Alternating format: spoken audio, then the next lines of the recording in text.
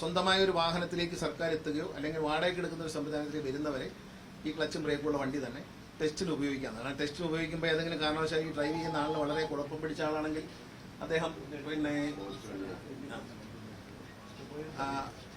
അപ്പോൾ അത് പിന്നെ കുഴപ്പം കാണിച്ചാൽ പെട്ടെന്ന് MVD ഉദ്യോഗസ്ഥനത് വണ്ടി ചവിട്ടി നിർത്തണം. അപ്പോൾ അതിന് വേണ്ടിയിട്ട് തൽക്കാലം അത് അനുവദിക്കുകയാണ്. അപ്പോൾ പക്ഷെ ക്വാളിറ്റി ഉയരും. തീർച്ചയായിട്ടും നമ്മൾ ഗവൺമെന്റ് മുന്നോട്ട് വെച്ചൊരു ആവശ്യം എന്ന് പറയുന്നത് ക്വാളിറ്റിയുള്ള ലൈസൻസ്, നല്ല വണ്ടി ഓടിക്കാൻ അറിഞ്ഞ ആളുകളുടെ ലൈസൻസ് എടുത്താൽ മതി എന്നുള്ളതാണ്. അതിനോട് ഡ്രൈവിംഗ് സ്കൂളുകളുടെ എല്ലാ സംഘടനകളും യോജിച്ചു. അവരും അത് ചെയ്യുകയാണ്. പിന്നെ മാത്രമല്ല, ക്യാമറ ടെസ്റ്റ് നടക്കുമ്പോൾ ഹരാസ്മെന്റ് ഉണ്ടായി എന്നൊന്നും വരാതിരിക്കാൻ വേണ്ടിയിട്ട് ക്യാമറ വെക്കണമെന്നൊരു നിർദ്ദേശം ഞങ്ങൾ വെച്ചിരുന്നു. അത് അവർ അംഗീകരിക്കുകയാണ്. ഡ്രൈവിംഗ് സ്കൂളുകാർ വെക്കേണ്ട ഞങ്ങൾ നേരത്തെ തന്നെ തീരുമാനിച്ചു. അവരെ കൊണ്ട് വാങ്ങി വെപ്പിക്കുന്നത് ശരിയല്ല. ടെസ്റ്റ് നടക്കുമ്പോൾ, ഡ്രൈവിംഗ് പരിശീലിപ്പിക്കുമ്പോഴല്ല, ടെസ്റ്റ് നടക്കുമ്പോൾ ഡാഷിൽ ക്യാമറ ഉണ്ടാവും. അത് മോട്ടോർ വെഹിക്കിൾ ഡിപ്പാർട്ട്മെന്റ് വാങ്ങാൻ തീരുമാനിച്ചു. ഞങ്ങൾ ഈ എല്ലാ സ്ഥലത്തും ഉദ്യോഗസ്ഥൻ വണ്ടിയിൽ വരുമ്പോൾ ഈ സാധനം ഫിക്സ് ചെയ്യും. ആ ടെസ്റ്റ് കഴിയുന്നുള്ള കാര്യങ്ങളെല്ലാം ഷൂട്ട് ചെയ്യും. എന്നിട്ട് അത് ഓഫീസിൽ കൊണ്ടുവന്ന് കമ്പ്യൂട്ടറിലേക്ക് മാറ്റി സൂക്ഷിക്കും. 3 മാസം വരെ സൂക്ഷിക്കും. എന്തെങ്കിലും കംപ്ലൈന്റ് വന്നാൽ അതെടുക്കും. പിന്നെ കൃത്യമായ ടെസ്റ്റാണോ നടത്തിയെന്ന് നോക്കും. കാരണം 2 വശവും ക്യാമറ ഫേസ് ചെയ്യുന്ന ക്യാമറ വാങ്ങാനാണ് ഞങ്ങൾ ആഗ്രഹിക്കുന്നത്. അതായത് ഫ്രണ്ടിലേക്ക് റോഡിലേക്ക് കാണത്തക്ക രീതിയിൽ. അപ്പോൾ ടെസ്റ്റിലുള്ള കള്ളത്തരങ്ങളൊന്നും നടക്കില്ല എന്നുള്ളതാണ്. പിന്നെ ഈ സമരത്തിലൊക്കെ പറഞ്ഞ പോലെ ആരുടെയും കഞ്ഞൂടി മുട്ടിക്കൽ ഒരാൾക്കും തൊഴിൽ പോകത്തില്ല. എല്ലാ ചേച്ചിമാർക്കും സഹോദരിമാർക്കും ഒക്കെ വണ്ടി ഓടിക്കാൻ പഠിപ്പിക്കാം. പക്ഷെ ഡ്രൈവിംഗ് പഠിച്ച് 5 വർഷം കഴിഞ്ഞവരായിരിക്കണം എന്നുള്ളത്. പിന്നെ എല്ലാ പിന്നെ 15 വർഷമാണ് വണ്ടിക്ക് പറഞ്ഞിരുന്നത്. അപ്പോൾ കുറച്ചുകൂടെ പുരാതനമായ വണ്ടി ഓടിക്കണം എന്നുള്ളവരെ ആവശ്യം പരിഗണിച്ചുകൊണ്ട് അത് 18 വർഷമായി വർദ്ധിച്ചു. പിന്നെ അതുപോലെ തന്നെ ഈ ഒരു പ്രപ്പോസൽ ഞാൻ മുന്നോട്ട് വെച്ചു. അവരത് അംഗീകരിച്ചു വളരെ സന്തോഷത്തോടെ. ഈ ഡ്രൈവിംഗ് സ്കൂളുകൾ പല സ്ഥലത്ത് പല റേറ്റ് വാങ്ങിയാണ്. അപ്പോൾ അത് ഏകോപിപ്പിക്കാൻ വേണ്ടി 3 മാസത്തിനകം റിപ്പോർട്ട് തരത്തക്ക രീതിയിൽ ഒരു കമ്മീഷനെ സർക്കാർ നിയമിക്കും. ഇതിനൊരു പഠനം നടത്തി, വിദഗ്ധരൊരു പഠനം നടത്തിയിട്ട് എല്ലാവരുടെയും താരിഫ് പഠിപ്പിക്കുന്ന, സ്ത്രീകളിൽ നിന്ന് കൂടുതൽ പണം വാങ്ങുന്നതായിട്ട് ചില ആരോപണങ്ങൾ, സ്ത്രീകളിൽ നിന്ന് കൂടുതൽ പണം വാങ്ങുന്നു, പിന്നെ അങ്ങനെ അതൊക്കെ ഒഴിവാക്കാൻ വേണ്ടിയിട്ട് അതിനൊരു കൃത്യമായ ഫീസ് നിശ്ചയിക്കാൻ എല്ലാ സംഘടനകളും വളരെ സന്തോഷത്തോടെ അവർ സ്വീകരിച്ചിരിക്കുകയാണ്. അതും നമ്മൾ ചെയ്യും എന്നാണ് ഇന്നത്തെ ഈ ചർച്ചയുമായി ബന്ധപ്പെട്ട്. ഇപ്പൊ തൽക്കാലം ആദ്യം റോഡ് ടെസ്റ്റ് ആദ്യം എന്നുള്ള മാറ്റി ആദ്യം എടുത്തുകൊണ്ട് പഴയ പോലെ റോഡ് ടെസ്റ്റ് പിന്നെ എടുക്കും. പക്ഷേ റോഡ് ടെസ്റ്റ് റോഡിൽ തന്നെ എടുക്കും. റോഡ് ടെസ്റ്റ് ഗ്രൗണ്ടിൽ എടുക്കാൻ പറ്റത്തില്ല, റോഡിൽ തന്നെ എടുക്കും. അതോടൊപ്പം തന്നെ 1 മാസത്തിനുള്ളിൽ ഇവരൊരു നമ്മളൊരു ഡിസൈൻ അങ്ങോട്ട് കൊടുത്തിരുന്നു. അപ്പോൾ അത് വരയ്ക്കാൻ കുറച്ചധികം സ്ഥലം വേണമെന്നൊക്കെ അവർ പറഞ്ഞതുകൊണ്ട് അവർ തന്നെ ഒരു 3-4 ഡിസൈൻ ഇങ്ങോട്ട് തരാൻ പറഞ്ഞു. അപ്പോൾ 1 മാസം കഴിഞ്ഞ് കൃത്യമായി ഓഫീസർമാരെ അവരുമായി ചർച്ച ചെയ്തിട്ട് സ്ഥലത്തിന്റെ പരിമിതികളെല്ലാം കണക്കെടുത്തുകൊണ്ട് അവർ ഇതേ കാര്യങ്ങൾ ഈ കേന്ദ്ര നിയമത്തിൽ പറയുന്ന, മോട്ടോർ വെഹിക്കിൾ നിയമത്തിൽ പറയുന്ന കയറ്റത്തിൽ നിർത്തിയെടുക്കുക, പിന്നെ സിക്സാഗായിട്ട് എടുക്കുക വണ്ടി, പിന്നെ വണ്ടി റിവേഴ്സ് പാർക്ക് ചെയ്യുക, സൈഡ് പാർക്ക് ചെയ്യുക, ഇതെല്ലാം ഉൾപ്പെടുന്ന ഒരു പ്ലോട്ടാണ് നമ്മൾ ഉണ്ടാക്കിയിരുന്നത്. ആ പ്ലോട്ട് വരയ്ക്കാൻ കൂടുതൽ സാമ്പേഴ്സിന്റെ സ്ഥലത്ത് ഇതേ വേണമെന്ന് പറഞ്ഞതുകൊണ്ടാണ് അതിനെ ഒന്ന് പരിഷ്കരിക്കാൻ അവർക്ക് തന്നെ വിട്ടുകൊടുക്കുക. പക്ഷേ ഈ പറഞ്ഞ കാര്യങ്ങളെല്ലാം അതിലുണ്ടാകും. ഈ കയറ്റിറക്കം, സിക്സാഗ്, എല്ലാ കാര്യങ്ങളും ഈ പറഞ്ഞ ഇപ്പോൾ വരച്ച പടത്തിലുള്ളതെല്ലാം ഉണ്ടാവും. പക്ഷെ അത് എങ്ങനെയാണ് കുറച്ചുകൂടെ കുറഞ്ഞ സ്ഥലത്ത് ചെയ്യാൻ പറ്റുമെന്ന് നോക്കിയിട്ട് ചെയ്യും. പരമാവധി ടെസ്റ്റുകൾ ഇനി മുതൽ ഘട്ടം ഘട്ടമായി സർക്കാരിന്റെ സ്ഥലങ്ങളിലേക്ക് മാറ്റും. ഇപ്പോൾ തന്നെ KSRTCയുടെ സ്ഥലങ്ങൾ കണ്ടെത്തിയിട്ട് എത്ര സ്ഥലം നമ്മൾ കണ്ടെത്തിയത്? 21 സ്ഥലങ്ങളിൽ നമ്മൾ KSRTCക്ക് ഡ്രൈവിംഗ് ടെസ്റ്റ് നടത്താവുന്ന സ്ഥലങ്ങളുണ്ട്. അത് വരും ദിവസങ്ങളിലൊന്ന് ലെവൽ ചെയ്യുക, അതിലേക്ക് ഡ്രൈവിംഗ് ടെസ്റ്റ് നടത്തും. കാരണം അവരെ ഗ്രൗണ്ടിൽ പോയി നടത്തി അവരെ ബുദ്ധിമുട്ടിക്കേണ്ടതെന്ന് വെച്ചാൽ അവർ പ്രാക്ടീസ് ചെയ്യട്ടെ, ഇവിടെ നമ്മൾ പരിശീലിക്കാം എന്ന് തീരുമാനിച്ചു. പിന്നെ KSRTC ഡ്രൈവിംഗ് സ്കൂൾ തുടങ്ങുന്നുണ്ട്.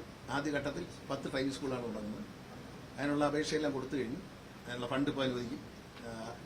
നല്ല ലൈസൻസ്, ഞാൻ ഒറ്റ കാര്യം പറഞ്ഞു, ഞങ്ങൾ അവരും അംഗീകരിച്ചു, സംഘടനകളും എല്ലാം അംഗീകരിച്ചൊരു കാര്യം, നമ്മൾ ഗവൺമെന്റ് മുന്നോട്ട് വെച്ചൊരു വിഷയം, quality of education, quality of license പഠിച്ചിറങ്ങുന്ന ആളിന് അത് ലൈസൻസ് തന്നെ ആയിരിക്കണം. പിന്നെ ലൈസൻസ് എടുത്ത് ഇറങ്ങിയതിനു ശേഷം പിന്നെ ഒരു ഡ്രൈവിംഗ് സ്കൂളിൽ ചേർന്ന് വീണ്ടും ഡ്രൈവിംഗ് പഠിപ്പിക്കുന്ന പരിപാടി വേണ്ട എന്നാണ് തീരുമാനം.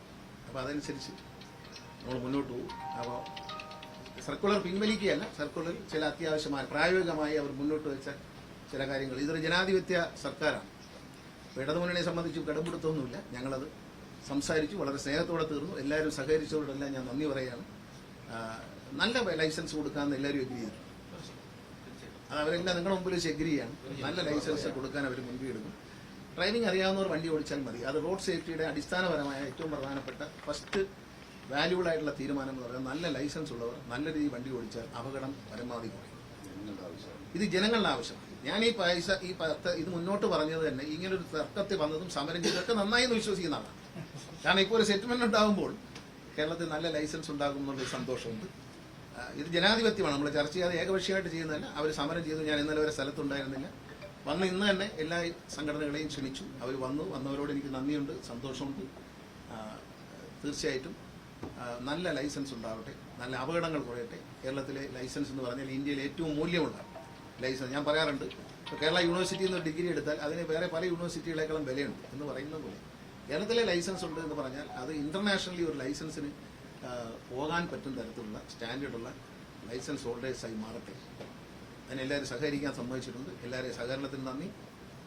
ഒരു വലിയ പ്രശ്നമല്ലായിരുന്നു, എന്നാലും അത് തീർന്നു. എങ്കിലും നല്ല ലൈസൻസ് ഉണ്ടാകുമല്ലോ സന്തോഷം. മാധ്യമങ്ങൾക്ക് നന്ദിയുണ്ട്, ഇതെല്ലാം ശ്രദ്ധയിൽപ്പെടുത്തി. മാത്രമല്ല, കേരളത്തിലെ ജനങ്ങൾ നല്ലൊരു ലൈസൻസ് ഉണ്ടാവണമെന്നുള്ള കാര്യത്തിൽ എനിക്ക് തന്ന പിന്തുണ, അത് മാധ്യമങ്ങളിലൂടെയും കേരളത്തിലെ ദൃശ്യമാധ്യമങ്ങൾ, പത്രമാധ്യമങ്ങൾ എന്റെ സതുദ്ദേശത്തെ തിരിച്ചറിയുകയും നിങ്ങൾ നൽകിയ പ്രോത്സാഹനം, അത് മാത്രമല്ല ഈ മാധ്യമങ്ങൾ എടുത്ത നിലപാട്. കാരണം വെച്ചാൽ നല്ല ലൈസൻസ് തന്നെ എടുക്കണം എന്നുള്ള നിലപാടാണ് പലപ്പോഴും ദൃശ്യമാധ്യമ ചർച്ചകളിലും പത്രങ്ങളിലും എല്ലാം ഉണ്ടായിരുന്നത്. സോഷ്യൽ മീഡിയയിലൂടെയും ഇതിന് വലിയൊരു സപ്പോർട്ടാണ് തന്നത്. കാരണം നല്ലൊരു ലൈസൻസ് ഉണ്ടാവണം, അപകടങ്ങൾ കുറയ്ക്കണം എന്നുള്ള നിലപാടിനെ അനുകൂലിച്ചു. ഇപ്പോൾ ഡ്രൈവിംഗ് സ്കൂളിലെ സംഘടനകളും ആ നിലപാട് അവർക്കും ബോധ്യപ്പെട്ടു, അവരും അത് അംഗീകരിക്കുന്നു. നമുക്കെല്ലാവർക്കും ഒരുമിച്ച് ഒരു നല്ല നാളേക്ക് വേണ്ടി നമുക്ക് മുന്നോട്ട് പോകാം. നല്ല റിസൾട്ട് തന്നെയായിരിക്കും, ഒരു സംശയവും വേണ്ട.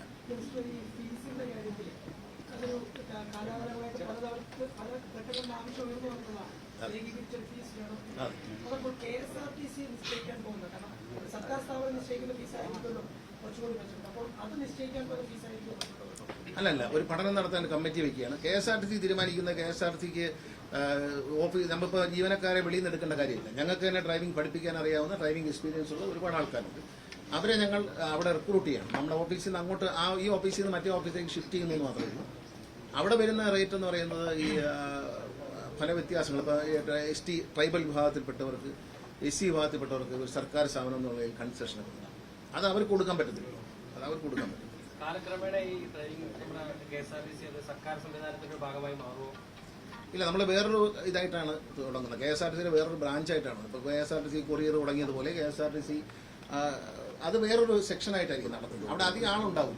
അവിടെ സ്വന്തമായിട്ട് കാറുണ്ടാവും, മോട്ടോർ സൈക്കിൾ ഉണ്ടാവും, പിന്നെ കമ്പ്യൂട്ടറൈസ്ഡ് സംവിധാനം ഉണ്ടാവും. പഠിക്കാം, ആദ്യം സിമുലേറ്ററിൽ ഓടിച്ച് പഠിക്കുക, പിന്നെ വണ്ടി പുറത്തിറക്കുക, ഗ്രൗണ്ടിൽ പഠിപ്പിക്കുക, അത് കഴിഞ്ഞ് റോഡിലിറക്കുക. അങ്ങനെയുള്ള സംവിധാനത്തിൽ ക്ലച്ചും ബ്രേക്കുമുള്ള വാഹനം തുടർന്ന് ഉപയോഗിക്കാൻ പറ്റുമോ? അതുപോലെ തന്നെ ഈ MIT വാഹനം MIT ഒഴിവാക്കാൻ തീരുമാനിച്ചു. MIT ഒഴിവാക്കുന്ന തീരുമാനത്തിമാരില്ല, അവരും അതിനോട് യോജിച്ചു. കാരണം അത്തരത്തിൽ കാലിൽ ഗിയറുള്ള 3 മാസം സമയം കൊടുത്തത്. ഈ കാലിൽ ഗിയറുള്ള വണ്ടിയിലേക്ക് മാറാനായിട്ട് 3 മാസം സമയം. അത് നേരത്തെ തന്നെ ചർച്ചയിൽ തീരുമാനിച്ചതാണ്. ട്രാൻസ്പോർട്ട് കമ്മീഷനുടെ ശ്രീ പ്രമോദിന്റെ അധ്യക്ഷതയിൽ യോഗം ചേർന്നിരുന്നു. അന്ന് തന്നെ തീരുമാനിച്ചതാണ്. നമ്മൾ CATUവിന്റെ ആവശ്യം അതായിരുന്നു, അത് നമ്മൾ ചെയ്തു. അന്ന് തന്നെ എല്ലാവരും ആവശ്യപ്പെട്ടു, അതന്ന് ചെയ്തു. അത് കൂടാതെ ഈ ക്ലച്ച് വെച്ച് തൽക്കാലം ഓടാം. കാരണം വെച്ചാൽ നമ്മൾ സ്വന്തം വണ്ടിയിലേക്ക് മാറാൻ അതിൻ്റെ ഒരു അപകടാവസ്ഥ കൊണ്ടാണ് പലപ്പോഴും ഇപ്പോൾ പഠിച്ചു വരുന്ന പലർക്കും ഈ ക്വാളിറ്റി ഉള്ള ഒരു ഡ്രൈവറായി വരികയാണെങ്കിൽ തീർച്ചയായിട്ടും ക്ലച്ച് ഇല്ലാതെ ഓടിക്കാൻ പറ്റും. ഇവിടെ ഇപ്പം അനുവദിച്ചാൽ ചിലപ്പോൾ റോഡേ പോകുന്നവർക്ക് ചിലപ്പോൾ അത് കുഴപ്പം. ഒരു ദിവസം എത്ര ടെസ്റ്റ് എന്നുള്ളതിന്റെ മാർക്ക് പറഞ്ഞല്ലോ, 40 പറഞ്ഞല്ലോ. ഒരു MBA 40 എണ്ണം ചെയ്യും, 2 MBA ഉള്ളിടത്ത് 80 എണ്ണം ചെയ്യും. ബാക്ക്ലോഗ് നാളെ പരിശോധിക്കും. നാളെ പരിശോധിച്ചിട്ട് കൂടുതൽ കെട്ടിക്കിടക്കുന്ന RT ഓഫീസോ സബ് RT ഓഫീസോ ഉണ്ടെങ്കിൽ അവിടെ എൻഫോഴ്സ്മെന്റിൽ നിന്ന് ഉദ്യോഗസ്ഥന്മാരെ നമ്മൾ താൽക്കാലികമായി നിയോഗിച്ചുകൊണ്ട് ടെസ്റ്റുകളുടെ എണ്ണം കൂട്ടി അത് കുറച്ചു. ഈ 10 ലക്ഷം എന്ന പ്രചരണം തെറ്റാണ്. 10 ലക്ഷം ഇല്ല, 2.5 ലക്ഷമേ ഉള്ളൂ. കൃത്യമായ കണക്ക് നാളെ മാധ്യമങ്ങൾക്ക് നൽകും. കൃത്യമായി കമ്പ്യൂട്ടറിൽ നിന്ന് കണക്കെടുക്കുകയാണ്. ഇപ്പോൾ ജസ്റ്റ് നോക്കിയിട്ട് പറഞ്ഞാണ്, പക്ഷേ കൃത്യമായ കണക്ക് തരാം. പിന്നെ ഏതൊക്കെ ഓഫീസിൽ എത്ര കെട്ടിക്കിടക്കുന്നുള്ള കണക്ക് പ്രസിദ്ധീകരിക്കും. ടെസ്റ്റ് സമരം എല്ലാവരും പിൻവലിച്ചു, എല്ലാവരും സമരം പിൻവലിച്ചു.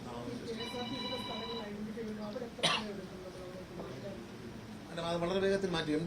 CMD ആണുള്ള ചുമതല നൽകിയിട്ടുണ്ട്. അദ്ദേഹം പല സ്ഥലങ്ങളിലും മാറ്റി. ഇപ്പോൾ തലശ്ശേരി മാറ്റി. ലെവൽ ചെയ്ത് ഉറപ്പിക്കേണ്ട സംഭവങ്ങളൊക്കെ. അല്ല, അത് ഉണ്ടാക്കും, ഗ്രാജുവലി ഉണ്ടാകും. ടെസ്റ്റ് നടത്താനുള്ള സൗകര്യങ്ങൾ അവിടെ ഉണ്ടാവും. അത് കഴിഞ്ഞ് ഗ്രാജുവലി നമ്മൾ ഈ ഡിസൈനിന്റെ കാര്യത്തിൽ 1 മാസം സമയമുണ്ട്. അപ്പോൾ അവരും കൂടെ ആലോചിച്ചിട്ട് ഒരു ഡിസൈൻ, നമ്മൾ പറഞ്ഞ ഡിസൈനിൽ ചില മാറ്റങ്ങൾ വരുത്തിക്കൊണ്ട് അവർ തന്നെ കൊണ്ടുവരാൻ പറഞ്ഞില്ല. അപ്പോൾ നമുക്ക് പരിശോധിക്കാമല്ലോ. അപ്പോൾ നമ്മൾ കൊണ്ടുവരുമ്പോഴല്ലേ അവർക്കൊരു വിഷമമുള്ളൂ. വേണ്ട, അടിച്ചേൽപ്പിക്കുന്നില്ല, അവർ തന്നെ കൊണ്ടുവരട്ടെ. അതെ, അവരുടെ പ്രപ്പോസലെല്ലാം വാങ്ങിച്ചതിന് ശേഷം ഡിസ്കസ് ചെയ്തിട്ട് ഒരു ഡിസൈൻ എടുക്കും. ഒരു മാസത്തിനകം തരും. അവർ ഒരു മാസം തരും. നമ്മൾ തന്നാൽ ഉടൻ ആക്ഷൻ.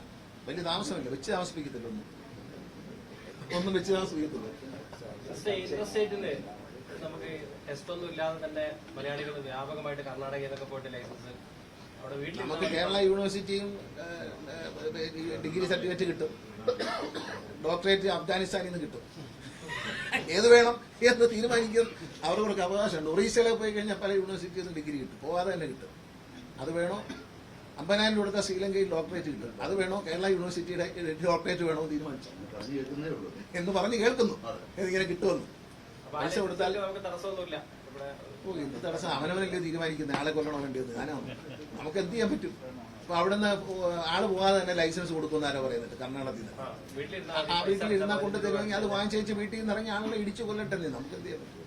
അപ്പൊ പക്ഷെ പിടിക്കും. ഈ പല രാജ്യങ്ങളിലും വണ്ടിയുടെ ലൈസൻസ് പിടിക്കുന്നത് ഈ ദൂരെ നിന്ന് നോയിക്കൊണ്ടിരിക്കുന്നത്. ഈ ഓടിക്കുന്നതിലൊരു അലക്ഷ്യമായിട്ട് പോകുന്നതോ തെറ്റ് കാണിക്കുന്നതോ തോന്നിയാൽ മാത്രമേ പിടിക്കത്തുള്ളൂ. അല്ലാതെ ലൈസൻസ് ഒരു രാജ്യത്തും ഗൾഫ് രാജ്യങ്ങളിലൊന്നും ലൈസൻസ് വന്ന് അതിന്റെ ലൈസൻസ് എടുത്ത് ചോദിക്കത്തില്ല. പക്ഷേ ഈ ഓടിപ്പ് വശക്കേടാന്ന് അവർ തോന്നിയാൽ അവർ ഫോളോ ചെയ്ത് പിടിച്ചിട്ട് അപ്പോഴേ പിടിക്കും. ഇവിടെ നമ്മൾ പരമാവധി സർക്കാർ ഗ്രൗണ്ടുകളിലേക്ക് മാറ്റും. എല്ലായിടത്തും 2 എംപിമാരുണ്ടല്ലോ. ഒരു ദിവസം 80 ടെസ്റ്റുകൾ തന്നെ നടന്നു പോകും. ഈ ബാക്ക്ലോഗ് കഴിയുമ്പോൾ നമുക്ക് കറക്റ്റ് അറിയാൻ പറ്റും. ലേണേഴ്സിന്റെ ബാക്ക്ലോഗ് 10 ലക്ഷം ഇല്ല. അത് നാളെ ഞങ്ങളൊരു കണക്കെടുക്കുമ്പോൾ കൃത്യം അവർക്കും കൊടുക്കും. ഈ കണക്ക് എല്ലാവർക്കും പത്രങ്ങൾക്കും മാധ്യമങ്ങൾക്കും എല്ലാം തരും. അതിൽ കാണണം. അപ്പോൾ അതനുസരിച്ച് കൂടുതൽ ആളുകളുള്ള സ്ഥലങ്ങളിൽ നമ്മൾ കൂടുതലായിട്ട് അഡീഷണൽ ആയിട്ട് ഒരു 2-3 ആഴ്ചത്തേക്ക് അല്ലെങ്കിൽ ഒരു മാസത്തേക്ക് ഉദ്യോഗസ്ഥന്മാരെ നിയമിച്ചുകൊണ്ട് ആ ബാക്ക്ലോഗ് അവർ എന്തോ അല്ല ഒരു ഓഫീസിൽ 40 ടച്ച് എന്നാ പറഞ്ഞു. അല്ല എല്ലായിടത്തും ഇല്ല. ചില സ്ഥലങ്ങളിൽ ഉള്ളിടത്ത്. പക്ഷെ അത് ഈ നാളത്തെ ലിസ്റ്റ് കാണുമ്പോൾ അറിയാലോ ഏത് ഓഫീസിലാണ് കൂടുതൽ ലേണേഴ്സ് കിട്ടിക്കിടക്കുന്നത് വെച്ചാൽ അവിടെ വേണം അത് റിക്രൂട്ട് ചെയ്ത് മേക്കപ്പ് ചെയ്യും. ഈ നാളെ മുതൽ എങ്ങനെയാണ് റോഡ് ടെസ്റ്റ് ആയിരിക്കും ആദ്യം അതോ എച്ചെടുത്തിട്ട് കുഴപ്പമില്ല. കാരണം എച്ചെടുത്തിട്ട് ഇപ്പൊ ഡിസൈൻ ഒരു മാസം വരും. വന്നു കഴിയുമ്പോഴത്തേക്ക് പിന്നെ കുഴപ്പമില്ല. ഡിസൈന് മാറ്റം വരുത്തിയിട്ടുള്ള ഇതിൽ പറയുന്ന കാര്യങ്ങളൊക്കെ ഉണ്ടാവും. കാരണം ഈ സിക്സാഗായിട്ട് വണ്ടി ഓടിക്കുക, കയറ്റത്തിൽ നിർത്തിയെടുക്കുക, റിവേഴ്സ് പാർക്ക് ചെയ്യുക, സൈഡ് പാർക്ക് ചെയ്യുക, ഇതെല്ലാം ഉൾപ്പെടുന്ന ഡിസൈനാണ് നമ്മൾ ഉണ്ടാക്കിയത്. ആ ഡിസൈൻ വരയ്ക്കാൻ സ്പേസ് കൂടുതൽ വേണം എന്ന് പറഞ്ഞത് കൊണ്ടാണ് അതിനെ പാർട്ടാക്കി അല്ലെങ്കിൽ വേറെ ഇതെല്ലാം ഉള്ളൊരു ഡിസൈൻ അവർ തന്നെ പ്രപ്പോസ് ചെയ്യുക. 2-3 ഡിസൈൻ അവർ കൊണ്ടുവരും. അതിൽ നിന്ന് എല്ലാം ആലോചിച്ചിട്ട് നമ്മൾ ഡിസൈൻ തരും. അപ്പോൾ എച്ചം ഒഴിവാകും കേട്ടോ. അത് വരുന്നതോടെ എച്ചം ഒഴിവാകും. ഈ തയ്യാറെടുപ്പുകളൊന്നും പൂർത്തിയാക്കാതെ ഇത് നടപ്പാക്കിയത് കുറച്ച് വേഗത്തിലായി പോയി തോന്നുന്നുണ്ടോ? ഇല്ലില്ല. അതുകൊണ്ടല്ലേ ഇങ്ങനെ സമരം വന്നതും ചർച്ച വന്നതും കാര്യങ്ങൾ നന്നായിരുന്നു. അതിനെല്ലേ ചെയ്തേ? അത് മനസ്സിലായില്ലയോ? ഒരു ടെക്നിക്കല്ലായിരുന്നു. എല്ലാവരും എന്ത് പറയുന്നൊക്കെ അറിയാൻ വേണ്ടിയുള്ള ഇങ്ങനെ ഇട്ട് നോക്കിയതല്ലേ. അപ്പൊ എല്ലാവരും നല്ല രീതിയിൽ സഹകരിക്കാന്ന് പറയുമ്പോൾ അത് നല്ലതല്ലേ? നമുക്ക് എല്ലാവർക്കും നല്ലതല്ലേ? അത് കേരളത്തിലെ ജനങ്ങൾക്ക് വേണ്ടി ഒരു നമ്പർ ഇട്ടതല്ലേ? അത് ചർച്ചയിൽ വെക്കുകയോ കാര്യം 17 ലക്ഷത്തോളം കെട്ടിക്കിടക്കുന്നു. ഇതുമായിട്ട് ബന്ധപ്പെട്ടല്ലോ. ഇതുമായിട്ട് അതിന് ബന്ധപ്പെട്ട ഓണത്തിനിടയിലാണ് പ്രത്യേകിച്ച്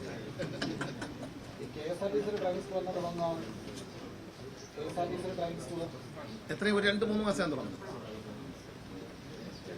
ഞാൻ ഏകദേശം ഒരു ഫണ്ട് അനുവദിക്കേണ്ട. ഫണ്ട് അനുവദിച്ചു വന്ന ഉടൻ തുടങ്ങും. നല്ല ലൈസൻസ് ആയിരിക്കും. ഒരു സംശയമില്ല. എല്ലാ സൗകര്യവും ഉണ്ടാവും. തിയറി ക്ലാസ് ഉണ്ടാവും. എല്ലാ സംവിധാനവും ഉണ്ടാവും. അതെ, ധൈര്യമായിട്ട് കാത്തിരുന്നോളൂ. KSRTC ലൈസൻസ് അടിപൊളി ലൈസൻസ്. അല്ല ഇപ്പൊ കൊടുത്തല്ലോ. ഇന്നിപ്പോ ശമ്പളം ഇന്നത് റെഡി ആയിട്ടുണ്ട്.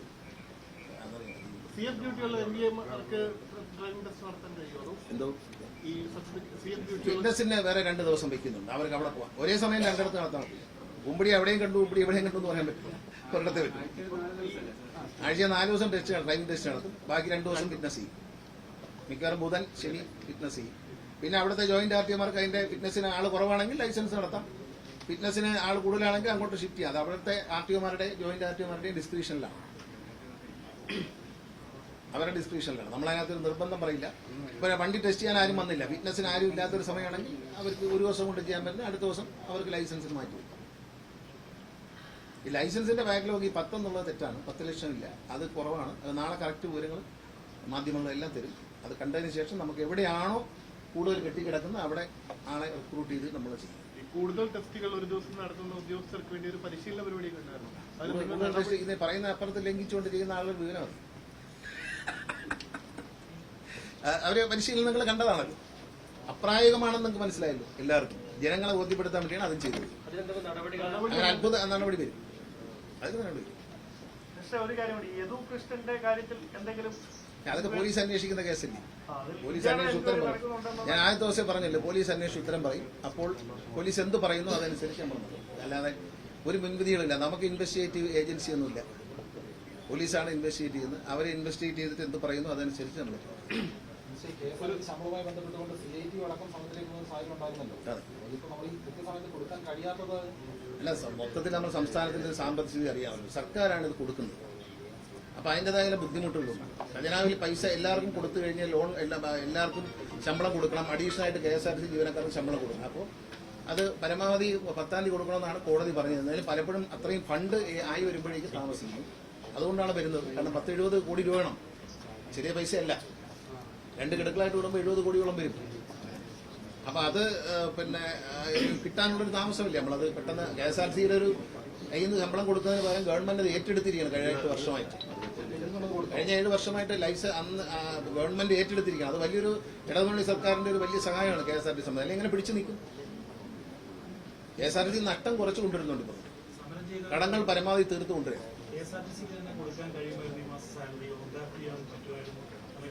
ഇല്ല, അതൊക്കെ വെറുതെ പറയുന്നതാണ്. ഈ ഓവർ ഡ്രാഫ്റ്റ് കിട്ടില്ലെന്ന് അവർക്ക് പറയാം. കാരണം കഴിഞ്ഞ 31-ാം തീയതി മുഖ്യമന്ത്രി നേരിട്ട് ഇടപെട്ടിട്ടാണ് റിസർവ് ബാങ്കിന്റെ ബാൻ മാറി കിട്ടുന്നത്. KSRTCക്ക് കഴിഞ്ഞ കുറെ നാളായിട്ട് ലോൺ എടുക്കാനുള്ള ഒരു റൈറ്റും ഉണ്ടായിരുന്നില്ല. ഒരു ബാങ്ക് ഇന്ത്യയിലെ ഒരു ബാങ്കും KSRTC ലോൺ തരില്ലായിരുന്നു. ഈ കഴിഞ്ഞ 31-ാം തീയതി മാർച്ച് 31-ന് ബഹുമാനപ്പെട്ട മുഖ്യമന്ത്രി ഇടപെട്ട് ഏതാണ്ട് 450 കോടി രൂപയാണ് അടച്ച്. പിന്നെ അത് കഴിഞ്ഞൊരു 275 1,650 ലക്ഷം കോടി രൂപ മുഖ്യമന്ത്രി ഇടപെട്ടിട്ട് അടച്ചു തീർത്തിട്ടാണ് ഈ ഒരു ബാൻ മാറി കിട്ടിയിരിക്കുന്നത്. ഇനി എന്ത് ചെയ്യണമെന്നുള്ള കാര്യം മുഖ്യമന്ത്രിയായിട്ട് ആലോചിച്ചിട്ട് തീരുമാനിക്കുന്നത്. ഓവർ ഡ്രാഫ്റ്റ് എടുക്കാന്ന് പറഞ്ഞാൽ ഓവർ ഡ്രാഫ്റ്റ് ആര് തരും? ഒരു പൈസ ലോൺ കിട്ടത്തില്ല. അത് അവർ അറിയാതെ പറയുന്നതാണ്, അറിഞ്ഞുകൊണ്ട് പറയുന്നതാണ്, മനഃപൂർവ്വം പറയുന്നതായിരിക്കും. അങ്ങനെ ഒരിക്കലും ഇല്ല. KSRTC കഴിഞ്ഞ 31-ാം തീയതി വരെ ലോൺ എടുക്കാൻ പറ്റത്തില്ല. ഇപ്പൊ അത് മാറിയിട്ടുണ്ട്. ഇപ്പൊ KSRTCക്ക് ഏത് ബാങ്കിൽ നിന്ന് ലോൺ എടുക്കാം. പക്ഷേ അതിന്റെ ഒരു കൺസോർഷ്യം നിലവിലുള്ള സ്റ്റേറ്റ് ബാങ്ക് അടക്കമുള്ള ബാങ്കുകൾ എടുക്കാൻ ആ കൺസോർഷ്യത്തിന്റെ ഒരു ഉള്ളിൽ നിന്നോ അല്ലെങ്കിൽ പുറത്തുനിന്ന് എടുക്കണമെങ്കിൽ അതിന്റെ ഒരു കൺസെന്റോ വേണം. അതിന് സ്റ്റേറ്റ് ബാങ്ക് ഓഫ് ഇന്ത്യയുടെ ജനറൽ മാനേജറായിട്ട് ഞാൻ നേരിട്ട് ചർച്ച ചെയ്തു. മാഡം അക്കാര്യത്തിൽ വളരെ പോസിറ്റീവായിട്ട് നിലപാടെടുത്തിട്ടുണ്ട്. ഇനി മുഖ്യമന്ത്രി വന്നതിന് ശേഷം അത് ഇലക്ഷന്റെ ഇത് കഴിഞ്ഞാൽ ഉടനെ അദ്ദേഹമായിട്ട് കോഡ് ഓഫ് കോണ്ടാക്ട് കഴിഞ്ഞാൽ ഉടനെ അദ്ദേഹമായിട്ട് ഇരുന്നിട്ട് ഇക്കാര്യത്തിൽ ഒരു തീരുമാനം. ഒന്നുമില്ല, അതൊക്കെ പോയിക്കൊണ്ടിരിക്കുന്നത്. അത് പോകുന്നില്ല. ഇടയ്ക്ക് അതിന്റെ ഹോളോഗ്രാമിൽ എന്തോ ഒരു ചെറിയ തകരാറ് നമ്മൾ നിർത്തിവെക്കാൻ ഇവിടുന്ന് ആവശ്യപ്പെട്ടു ഉദ്യോഗസ്ഥർ. ഇവർ ആവശ്യപ്പെട്ട പ്രകാരം അവർ നിർത്തിവെച്ചു. പക്ഷെ വീണ്ടും കറക്റ്റ് ചെയ്ത് അടിച്ചു തുടങ്ങിയിട്ടുണ്ട്. അതിനൊന്നും ഒരു താമസമാകുന്നില്ല. അതൊക്കെ കറക്റ്റായിട്ട് കിട്ടും. ആ പ്രശ്നമൊക്കെ പരിഹരിച്ചിട്ടുണ്ട്. നിലവിൽ ഹെവി വാഹനങ്ങളുടെ റൂട്ടിൽ പെർമിറ്റുള്ള വണ്ടികൾക്ക് 22 വർഷത്തേക്ക് കാലാവധി. ഡ്രൈവിംഗ് സ്കൂൾ ഉപയോഗിക്കുന്ന ഹെവി വാഹനങ്ങൾക്ക് 18 വർഷം. അങ്ങനെയൊന്നുമില്ല. ആ വിഷയം ഇവിടെ വന്നിട്ടില്ല. നമ്മൾ കാറിന്റെ കാര്യം തീരുമാനിച്ചു. സ്ക്രാപ്പിംഗ് പോളിസി ഇന്ത്യ ഗവൺമെന്റ് ഉണ്ട്. അതനുസരിച്ച് ഇപ്പോൾ സ്ക്രാപ്പിംഗ് തുടങ്ങും. KSRTC തന്നെ അത് ഏറ്റെടുക്കാനുള്ള പരിപാടിയാണ്. KSRTCക്ക് ഒരു അഡീഷണൽ വരുമാനം വേണ്ടി സ്ക്രാപ്പിന്റെ പരിപാടി KSRTC ചർച്ചകൾ നടത്തുകയാണ്. ഇന്ത്യ ഗവൺമെന്റ് ഒരു ഇന്ത്യൻ റെയിൽവേയുമായി ചേർന്ന് അത് CMD അതിന്റെ ചർച്ചയിലാണ്. ഹെവി ഉൾപ്പെടെ 18 വർഷത്തേക്കാണ് നിലവിലുള്ളത്. ആ പിടിച്ചു ബ്രേക്കും ക്ലച്ചൊക്കെ വേണം. ശമ്പളം റെഡിയായിട്ടുണ്ടെന്നല്ലേ കൊടുത്തോ അതോ കൊടുക്കും. ഇന്ന് റെഡി എന്ത് കൊടുക്കും? ബാങ്കിലേക്ക് ട്രാൻസ്ഫർ ചെയ്യും. ഇന്ന് ബാങ്കിലേക്ക് ട്രാൻസ്ഫർ ചെയ്യും. 1-ാം തീയതി തന്നെ കൊടുക്കണമെന്നാണ് സർക്കാരിന്റെ ഒരു ആഗ്രഹം. പക്ഷെ അതിനുള്ള ശ്രമങ്ങൾ നടക്കുന്നുണ്ട്. മുഖ്യമന്ത്രി അക്കാര്യത്തിൽ വളരെ പോസിറ്റീവായിട്ട് നിലപാടെടുത്ത് അദ്ദേഹം പല കാര്യങ്ങളും എന്നോട് ആലോചിക്കാൻ പറഞ്ഞിട്ടുണ്ട്. ഞാനങ്ങനെ പല കാര്യങ്ങൾ ആലോചിച്ചു. അദ്ദേഹത്തിന്റെ ശ്രദ്ധയിലേക്ക് അദ്ദേഹം യാത്ര കഴിഞ്ഞ് വന്നു. പക്ഷേ ഇലക്ഷൻ കഴിഞ്ഞ് എന്തെങ്കിലും ചെയ്യാൻ പറ്റും. ഏതായാലും KSRTCക്ക് ലോൺ എടുക്കാനുണ്ടായിരുന്ന ബാൻ ഇപ്പോഴാണ് മാറിയത്. അതുകൊണ്ടാണ് പറയുന്നത് ലോൺ എടുത്തുകൂടെ എന്ന് ചോദിക്കുന്നത്. ചുമ്മാ പോയാൽ ലോൺ എടുക്കാൻ പറ്റും. ഈ നേരത്തെ നിലവിലുള്ള കൺസോർഷ്യത്തിന് എല്ലാ ദിവസവും പൈസ അടയ്ക്കുന്നത്. ആ കൺസോർഷ്യം അനുവദിക്കാതെ നമുക്ക് വേറൊരു ബാങ്ക് ലോൺ തരില്ല. KTDFCയുടെ ലോണും ഇതുപോലെ കിടക്കുകയായിരുന്നു. KTDFC നശിച്ചു കിടന്ന KTDFC ഈ ഒരു മുഖ്യമന്ത്രിയുടെ ഇടപെടലുകൊണ്ട് അത് വളരെ ക്ലിയറായി. KTDFCയുടെ ആൾക്കാർക്കെല്ലാം പൈസ തിരിച്ചു. ഈ ഇതിനിടയ്ക്ക് നമ്മൾ ഇലക്ഷൻ ആയിട്ടാണ് ഇപ്പോൾ ഉണ്ടാത്തത്. പക്ഷെ ആ സമയത്ത് തന്നെ ഡെപ്പോസിറ്റേഴ്സിന്റെ മുഴുവൻ ഹൈക്കോടതിയിൽ കേസുണ്ടായിരുന്നു. ബഹുമാനപ്പെട്ട ഹൈക്കോടതിയിൽ കേസുണ്ടായിരുന്ന കുറേ ആൾക്കാരുണ്ട്. അതെല്ലാം കൊടുക്കാൻ കഴിഞ്ഞു എന്നുള്ളത് വളരെ നല്ലൊരു ഇതായിട്ടാണ്. KTDFCയുടെ പേരിലുള്ള ഒരു ബാൻ മാറിയിട്ടുള്ള ഇനി റിസർവ് ബാങ്കിന്റെ ഒരു അനുമതി ബാങ്കിങ് പ്രവർത്തനങ്ങൾ തുടരാൻ, അത് നഷ്ടപ്പെട്ടു പോയതാണ്, തുടരാനായിട്ടുള്ള അനുമതിക്ക് വേണ്ടി KSRTC ഒരു സ്വയം പര്യാപ്തത കൈവരിക്കുന്ന അവസ്ഥ വരാൻ സാധ്യത ശമ്പളം വളരെ വലുതും പെൻഷൻ അതിനേക്കാളും വലുതുമാണ്. പെൻഷനാണ് ഏറ്റവും വലിയ പ്രശ്നം. പക്ഷേ KSRTC മെച്ചപ്പെട്ട് വരുമെന്നാണ് പ്രതീക്ഷിക്കുന്നത്. KSRTC ഒരു ഈ കുടും നഷ്ടത്തിൽ നിന്നൊക്കെ മാറി ഒരു നല്ല സർവീസാക്കി മാറ്റാൻ കഴിയും. ലാഭത്തിൽ നിന്നും ആക്കാൻ ആരും ഏറ്റവും പറ്റും. പക്ഷേ KSRTC നില മെച്ചപ്പെടും. വളരെ ആശ്രയിക്കാൻ കഴിയുന്ന ഒരു പൊതുഗതാഗത സംവിധാനമായി. നമ്മൾ ഈ മദ്യം തന്നെ നിരോധിച്ചുകൊണ്ട് ഈ ടെസ്റ്റ് നടത്തിയില്ല, ബ്രീത്ത് അനലൈസർ ടെസ്റ്റ്. ഇതിൽ തന്നെ ഒരാഴ്ചയിൽ നമുക്ക് 7 മരണമായി ആക്സിഡൻറ്റ്. 36 ആക്സിഡൻ്റൊക്കെയാണ് ഒരാഴ്ചയിൽ വന്നത്. 36 ആക്സിഡൻറ്റ്, മേജർ ആക്സിഡൻറ്റ്സ് വളരെ കൂടുതലായിരുന്നു. ഒരാഴ്ചയിൽ 7 മരണം, 6 മരണം, 5 മരണമായിരുന്നു. അത് വളരെ കുറഞ്ഞു 25-30 വന്നു accident. Total accident, major and minor accident സ്വിഫ്റ്റും കൂടെ ചേർത്തിട്ട് 30 കുറഞ്ഞു. മരണം 1, 2 ഒക്കെ ആയി കുറഞ്ഞു. ഒരാഴ്ചയിൽ 7 പേരെയൊക്കെ KSRTC വണ്ടി ഇടിച്ചു കൊടുക്കുകയായിരുന്നു. അപ്പോൾ അത് വളരെ കുറഞ്ഞു.